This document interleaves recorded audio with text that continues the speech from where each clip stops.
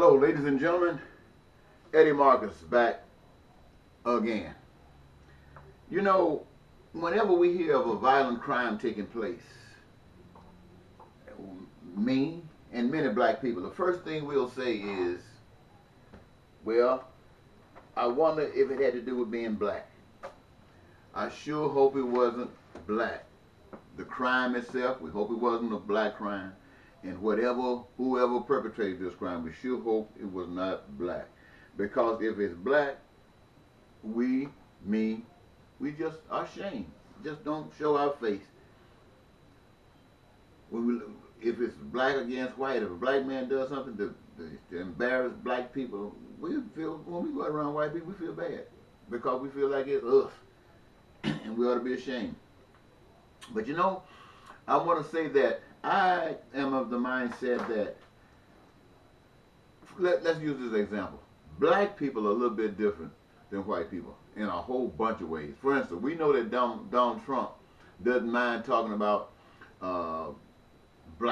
putting down Israeli attitudes. He doesn't mind putting down anything that he thinks that comes from the black community.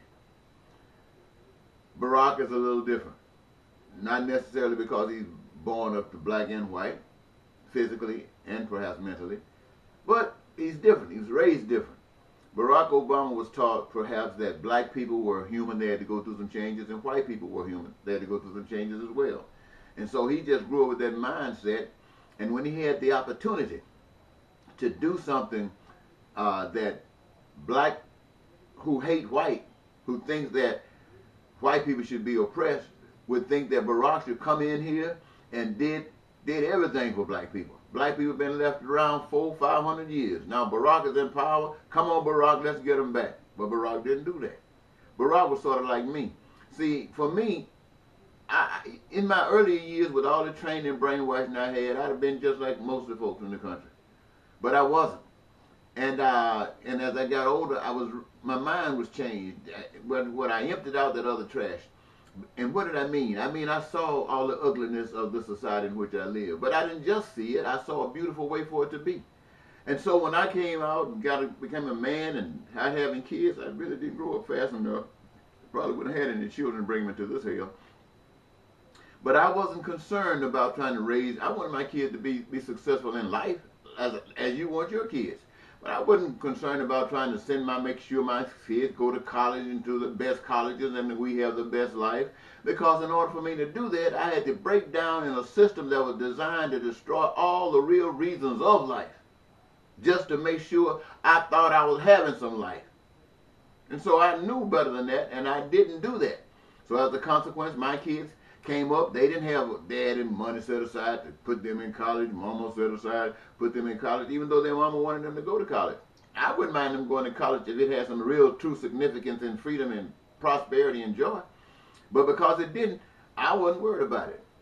And today, there are people who can do so much for their kids who are going through changes. I can't do so much for my kids who are going through changes because I'm still living in this darn world that I'm trying to change that's robbing my kids and your kids out of their lives.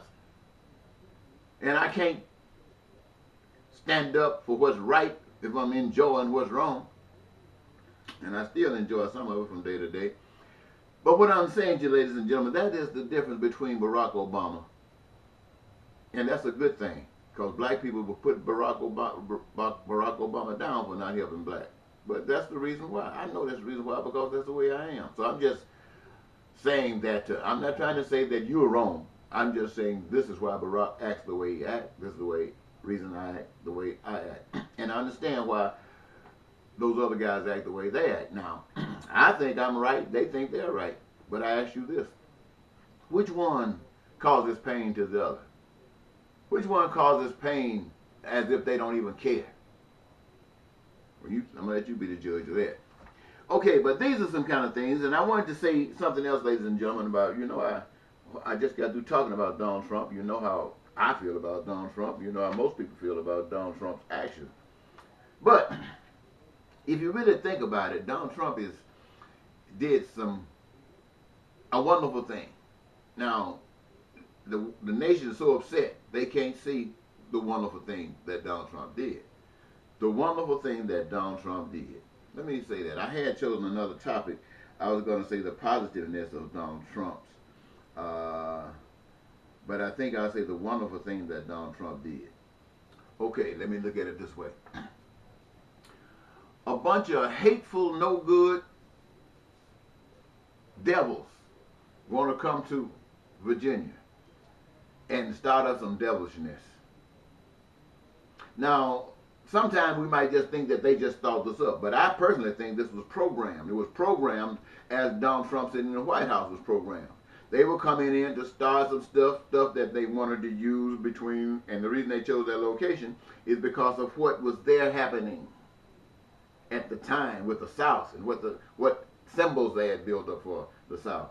So they chose this moment to make you think that was that. That is not what was there. That was not what it was about. It was about hate. It was about coming there, starting to do some stuff like that, and planning to do it in other places like that around the country where symbols are being held up about these oppressors. And the purpose of that was to disorient the American society to the degree that a person like Donald Trump could cause perhaps martial law.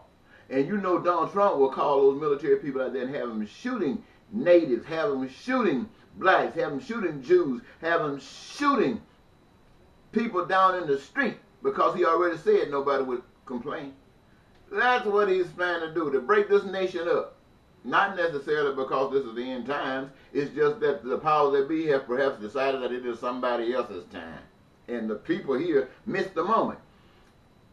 So, but what Donald Trump did, and let me say this, because I didn't say it clear enough yet. By him coming up and making the statements that he made about Nazis, about the Klan, about that white supremacy ideal, what he was saying is what white people think. What he was saying is what white people believe. That's why David Duke and all those racist people who don't care about no one but I want to call them the devil, because they represent destroying what true God has created.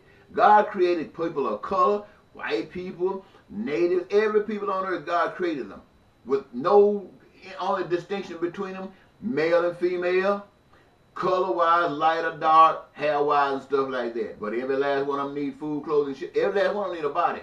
Every last one of them need oxygen. Every last one of them need food, clothing, shelter, education, health care, and a job to make sure that they are never denied any of these things because they put their hands to the plow and they are helping produce them. Now, the man God is not about that. It's about white. It's right. And if you anything else, you bend down and bow to us because we are gods.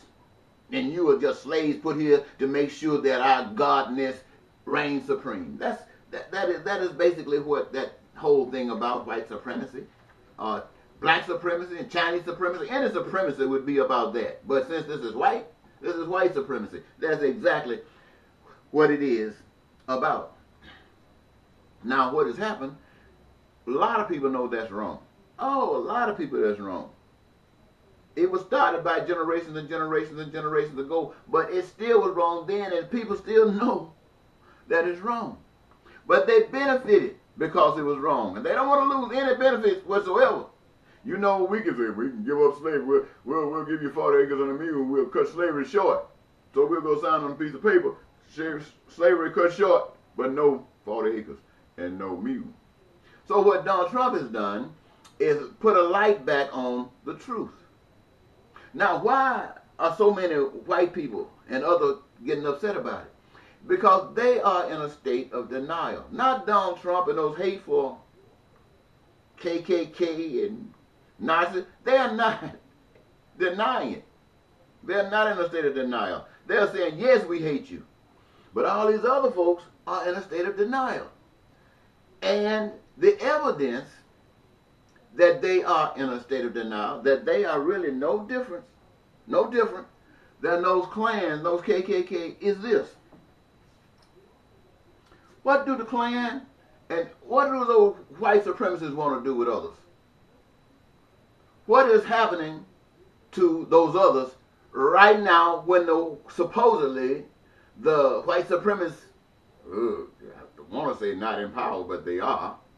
But anyway, the station in this denial process, what's happening? No peace. Black folks got a few jobs. Black folks are treated less than human. All of these things, basically, that Donald Trump and those other folks want. It's still happening. But see, this is a kind of different. They done put a shade, another blind over. What they call these things? Another lens. I can't think of the word I want to use. But they're putting another lens over it. So you look through it. You don't see as clearly that stuff Donald Trump is talking about. But it is evidence right here all around us.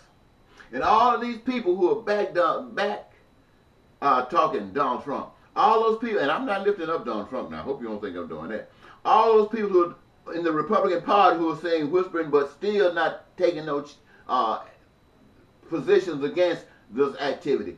And all of those people who say they're taking a stand against it. What are you doing about it? You're just trying to get the talk to die down. You were saying if Donald Trump just come, after he made the statement, you were saying if he just come out and clear it up, that'll be all right. Just come and clear it up. It'll be all right because your conscience will be clean. The fact that all of this stuff that he's talking about, that is still evident in this society, not that he's trying to clean it up. But I see what he's talking about. He didn't know he's talking about this, but I saw another side of what he's talking about. And I hope many of you are seeing another side. These same things still exist. The same things basically that was happening in those cotton fields. They're just not, well, I started to say they're not hanging them, but they are still hanging them, not in the numbers that they were. I started saying not beating them, but the jails are filled with them. I mean, the prisons are filled with them. So all that stuff really still exists. So, for all of those people who out here who are raising all of his saying with Donald Trump and the hate groups and the white supremacy, all of you people who came out fighting back, we are not a nation of haters. We are not a nation of this and that. Republicans and Democrats alike. Now, I ask you, we're coming up to an election in 2018 and then another one in 20. And I ask all of you out there, not just people who are seeking political office, but human race, black, white, Latinos, and anybody else that's out here in the American perimeter. I want to ask you this. How many of you would like to see a nation, the United States of America, where everybody have a job? Everybody. Now, many of you would say, we all would. Now, let me ask you politicians. How many of you politicians got a plan, since everybody would like to see everybody with a job, that could put everybody in a job? Republican or Democrat? Which one of you? How many of you? Now, this is what I want to say to you. If you have no plan, if you have no vision that could put every American that's out of a job in a job while you're serving office, if you can't do that, sit your ass down. We don't need you. Let me ask you this. Republican or Democrat, how many of you have a plan, a proposal that's already written out that could align every American with the job, excuse me, not just with a job, but with food, clothing, shelter, education, and health care? How many of you in this country, black, white, men, women, believe that this would be a great way for everybody in the nation to be? Now, I know you agree that it would be a great way for you to be, but I'm not talking about just you. I'm talking about for everybody to be. Now, many of you will say yes, except those who believe in that white supremacy. You won't say yes, because you don't believe it can happen. You've been trained to say that it can't happen. But let me ask you politicians, Republicans and Democrats alike. How many of you who say you want to serve this nation at the local level and then all the way to the federal level, how many of you, Republican and Democrat, have a plan? First of all, who want to see, who has a plan, who have it printed on paper, and on that paper, it can have every American citizen, men, women, boys and girls, black and white, protected, every last one of them having their share of food, clothing, shelter, education, health care. How many of you have a proposal that can produce that? Republican and Democrat, and libertarians and Green Party and Tea Party. How many of you in the American country, United States, could deliver? How many of you got a plan to deliver? Republican and Democrat at every level. If you do not have a plan, sit your ass down. We don't need you. That's all this nation has ever had from its beginning to this day. We don't need any more of that. Now, I've talked to everybody. Let me ask you, the American people. Let me ask you, the American people. How many of you believe that everybody in this country should have a job? That they should participate in the creative process that brings about the manifestation of all the goods and services that are required for the survival of the human race here in the United States of America? How many of you believe that? How many of you want that? How many of you think that it should be denied no one? How many of you are willing to give life to it? And let me say this to you. If you are unwilling to give life to it for any person at all, even one person, then you deserve all the hell you can get.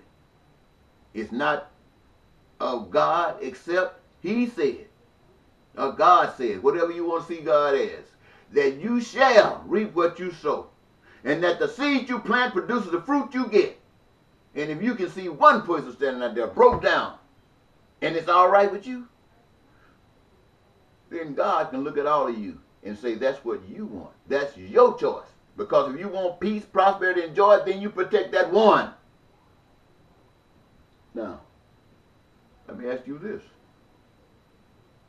What I have just said, did you get what I just said?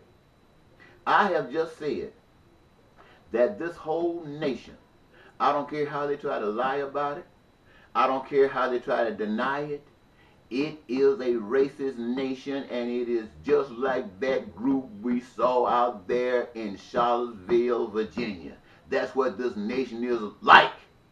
They just have pulled a cover over it so much that it's still smoothing and riding along. This is why the Democrats got nothing to say in regards to what Donald Trump has said, because they just like him. This is why all these other parties and all these politicians sitting up in the office talking about they've been chosen to represent the people. They have been chosen to represent the people. The people who do not care about what's going on in this nation except don't change it. Anybody that has a vision to stand up that would produce peace, prosperity, and joy in this nation will be shot down, killed.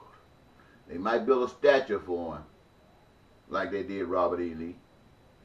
They might even build a statue for him like they did Martin Luther King. But they don't want a doggone thing to change. And you, the people, are the only reason. You, the people, are the only reason that black people are oppressed. When I say you, the people, I'm talking about black and white and everybody else. You, the people, are the only reason that so many folks can't get education. You, the people, are the only reason that there's so much lack in health care. You, the people, are the only reason that there are not jobs plentiful, that's filled with people and no one is out of work. You, the people, are responsible for all of this. You might say, well, I'm ignorant. It doesn't matter. You're still responsible. Your ignorance is responsible. You say, well, I got a little knowledge, but I'm stupid. Well, your stupidity, all of it, is you. And if you want to make this world a better place, if you want to make this place where there is peace for everybody, is prosperity for everybody, is joy for everybody. That means people's needs are being met and people are headed on a fast track to their dreams. It will be because you, the people, would have it no other way. So don't just talk down on Donald Trump when you don't have a solution. And I don't hear look here, for a whole week and a half at least, I've been hearing on the cable network or social media, on the mainstream, all of this talk down on what's been said and what it means and base. I have not heard 1 minute of a statement about a solution. So that tells me this is all a game. Nobody's looking for an answer. Nobody's looking for a solution. This is just a game that's been played before we go to the next step of screwing over the people and denying God. And you better take the message and get something out of this, because if you don't, you already know. I just told you. Bye-bye.